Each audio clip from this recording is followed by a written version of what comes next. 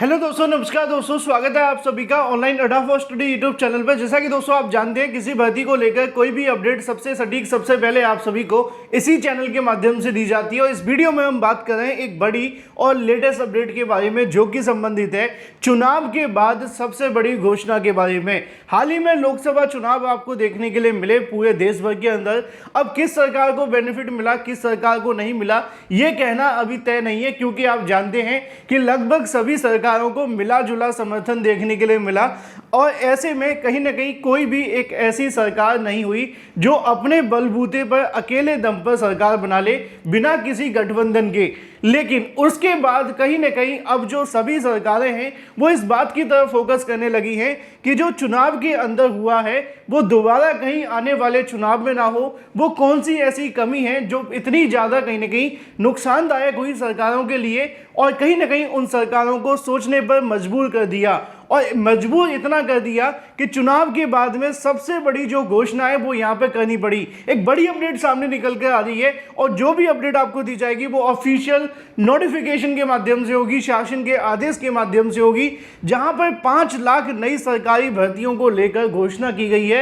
साथ ही साथ कितने पदों पर कौन से विभाग के अंदर भर्ती होने वाली है, इसको लेकर भी जानकारी दी गई है। अगर बात की जाए, सबसे ज्यादा जो फोकस वाला विभाग देखने के लिए मिलता है वो होता है शिक्षा विभाग। और शिक्षा विभाग के अंदर जो जानकारी दी गई है उसके मुताबिक 2.5 लाख से ज्यादा पदों पर नई शिक्षक भर्ती देखने के लिए मिलेगी। यानी कि अगर 2.5 लाख से अधिक पदों पर शिक्षक भर्ती होती है तो जितने भी बीएड, बीटीसी और टीईटी पास अभ्यर्थी हैं उनकी तो कहीं ना कहीं यहाँ पे नौकरी पक्की है, जो अपनी नौकरी के लिए ईमानदार हैं, है ना। कैसे, उस पर बात करेंगे। साथ ही साथ यहाँ पर छात्रों के माध्यम से जब इस नोटिफिकेशन को देखा गया तो उनके मुंह से एक ही बात निकली, मुख्यमंत्री हो तो ऐसा। अब आप सहमत है या नहीं वो कमेंट करके बताना, लेकिन पहले देख लो, चैनल को सब्सक्राइब करके बेल आइकन को दबा लें और वीडियो को लाइक कर दें, जिससे कि आपको रियल ऑथेंटिक जानकारी ऑनलाइन अड्डा फॉर स्टडी यूट्यूब चैनल के माध्यम से मिलती रहे। और किसी ने खूब कहा है कि जनता को कभी भी हल्के में नहीं लेना चाहिए। अगर जनता आपको उठा करके कहीं पर बिठा सकती है, उच्च चाहे वो आपकी कुर्सी हो या फिर आपको कहीं ना कहीं नजरों में उठाना हो या आपको हीरो बनाना हो, और अगर वो चाहे तो 2 मिनट में वहां से गिरा भी सकते हैं। तो जितनी ऊंचाई पे सरकार की सपोर्ट कहीं ना कहीं मिलती है लोगों की तरफ से, छात्रों की तरफ से, उसको जब वो भूल जाते हैं तो कहीं ना कहीं ऐसा नुकसान देखने के लिए मिलता है। और इस समय पे लोकसभा चुनाव के बाद कहीं ना कहीं हर एक सरकार इस मुद्दे पे विचार कर रही है कि कहां पे कमी हमसे रहेगी, कौन सी ऐसी समस्या थी जिसके चलते यहां पर हमें नुकसान देखने के लिए मिला। और वो हर एक सरकार के माध्यम से एक सेटबैक साबित हुआ लोकसभा चुनाव 2024। अगर आपने भी वोट अपनी बेरोजगारी के लिए दिया था तो बिल्कुल सही किया था, क्योंकि अब आपको रोजगार मिलने की जो उम्मीदें वो बढ़ गई हैं। क्योंकि यहाँ पे भर्तियों को लेकर जो अनाउंसमेंट की गई है, अगर आप देखें कि कितने पदों पे भर्ती होगी तो आप सभी के सामने यहाँ पे जानकारी देखने के लिए मिलती है। और सबसे पहले नंबर पर शिक्षा विभाग ही देखने के लिए मिलता है, जहाँ पे बताया जाता है कि स्वीकृत पदों की जो संख्या है वो लगभग 8,35,504 के समथिंग है, जिसमें से लगभग बात की जाए तो 6,17,913 भरे हुए हैं, और तकरीबन 2,17,591 से अधिक पदों पर भर्तियां होने वाली हैं। और ये जो अनाउंसमेंट आप सभी के सामने की गई है वो शिक्षा विभाग के अलावा स्वास्थ्य विभाग के अंदर, गृह विभाग के अंदर, ग्रामीण विभाग के अंदर, सभी अलग अलग विभाग के अंदर यहाँ पे अनाउंसमेंट की गई हैं। और इसमें कौन कौन से विभाग के अंदर कौन कौन सी भर्ती कितने पदों पे होगी, कब निकाली जाएगी और कौन कौन इसमें आवेदन कर सकेंगे, इन तमाम मुद्दों पे मैं आपको छोटी छोटी जानकारी सभी भर्तियों के बारे में दे दूंगा। लेकिन मुझे बताया उससे पहले ज़्यादातर अभ्यर्थियों के मन में सवाल होगा कि जो शासन आदेश जारी किया गया वो असली है, नकली है, कहाँ से जारी हुआ है, उस पर थोड़ी सी पहले बात कर लेते हैं, उसके बाद आते हैं इन तमाम भर्तियों को लेकर।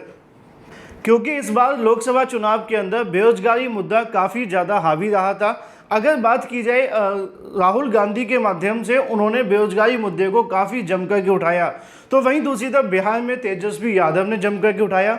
उत्तर प्रदेश के अंदर अखिलेश यादव ने इस मुद्दे को काफ़ी ज़्यादा समर्थन किया, और इसका ही कहीं ना कहीं खामियाजा भारतीय जनता पार्टी को देखने के लिए मिला, जब उनकी सीटें पूर्ण बहुमत की तरफ जाती हुई नहीं दिखी और 240 पर सिमट गई। लेकिन अब उसके बाद हर एक सरकार के माध्यम से प्रयास किए जा रहे हैं।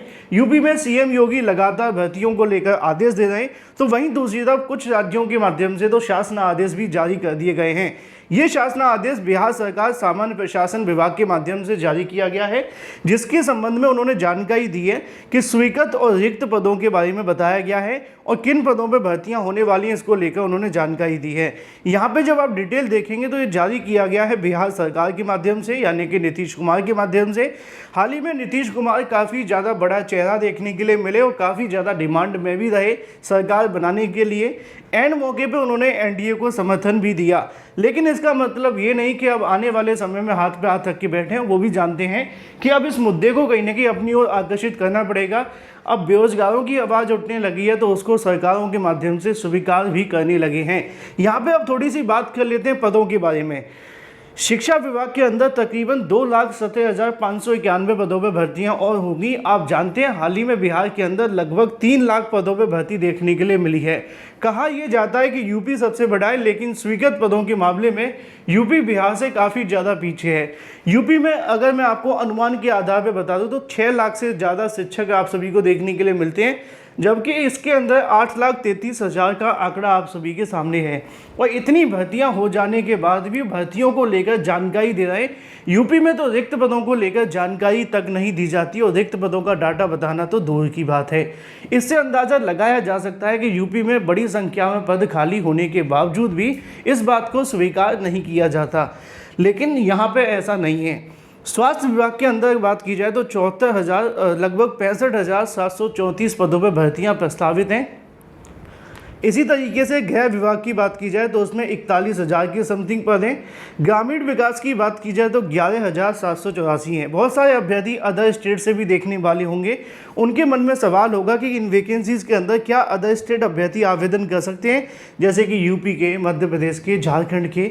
तो जी हाँ, बिहार के अंदर आपको अदर स्टेट कैंडिडेट को आवेदन करने का मौका दिया जाता है और आप उसमें अगर एलिजिबल रहने के बाद आप अपनी योग्यता के आधार पर अच्छे नंबर लेकर के आते हैं तो नौकरी भी मिल जाती है। बड़ी संख्या में नौकरी हाल ही में उत्तर प्रदेश के तमाम अलग अलग राज्यों, बिहार के अभ्यर्थी बिहार के अलग अलग राज्यों में उत्तर प्रदेश के अभ्यर्थी चयनित भी हुए हैं। तो ऐसा बिल्कुल भी नहीं है कि आप इसमें आवेदन नहीं कर सकते हैं। अदर स्टेट इसमें पूरे तरीके से वैलिड रहता है। इसी तरीके से ग्रामीण विभाग के अंदर 11,000 पद हैं, नगर विकास के 1948 हैं, पंचायती राज के 5,000 प्लस हैं, कृषि विभाग में 3,000, पशु एवं मत्स्य की बात की जाए तो 4,814, पिछड़ा वर्ग के 762 पद देखने के लिए मिलते हैं। और इसी तरीके से जब थोड़ा सा और नीचे जाएंगे तो भवन निर्माण के लिए 3,828, मंत्रिमंडल सचिवालय के अंदर लगभग 3,000 पद हैं। और इसी तरीके से आप नीचे जाते जाएंगे तो आपको सभी पदों की जानकारी मिल जाएगी और ये पूरा का पूरा आंकड़ा है, आप यहाँ पे देख सकते हैं। टोटल स्वीकृत पदों की बात की जाए तो 16,26,927 हैं, जिसमें से 11,53,951 पद भरे हुए हैं और 4,72,976 पद खाली पड़े हुए हैं। और इन्हीं पदों को भरने के लिए अब नीतीश सरकार के माध्यम से तैयारियां कर ली गई हैं। बहुत सारे अभ्यर्थी कहते हैं कि बिहार में चुनाव है, इसलिए वो इस बात को लेकर बेनिफिट लेने की कोशिश कर रहे हैं। चाहे जो भी हो, फ़र्क उस बात से नहीं पड़ता है चुनाव है या नहीं।